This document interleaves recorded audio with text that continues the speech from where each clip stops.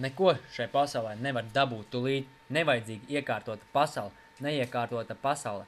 Pagaidi, saka, pagaidi, gaidu ilgi un smagi, gaidu trolejbusa parādīšanos, gaidu, kamēr kartupeļi izvārīsies, gaidu, ka tikšu debesīs, bet nelaiž, saka, pagaidi, tev vēl mūžs jānodzīvo.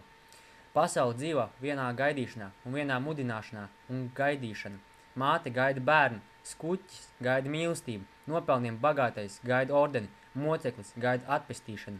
Pagaidi, pacieties, un kad tu cieties, kad apstājas laiks un kļūst gaidīšana. Katrs laiks mirklis kļūst laisks, inerts, tūļa. Viņš gaida nākošo mirkli, bet atžgārni kāpamies atpakaļ. Lai tiktu tuvāk, jāiet klāt, nevis jāgaida šurp nākam. Saka, pagaidi, rīts gudrāks par vakaru, aiziet, tas slēpjas tūļa, nedari šodien, ko vari padarīt rīt. Tā atvelk rītdienu par vienu dienu atpakaļ. Vai nākotni ir milzīgs vēzis, kas atpakaļ kāpdamies rāpjas pie mums, vai iesim uz nākotni, vai nākotni nāks atpakaļ pie mums. Pagaidi, nākotni pienāks klāt, pagaidi, kad vārti skries ķert futbolbumu, mērķis nāk šurp lodi dieģlēdams. Pagaidi, pacieties, necieties, gaidu, un tavs laiks nāks.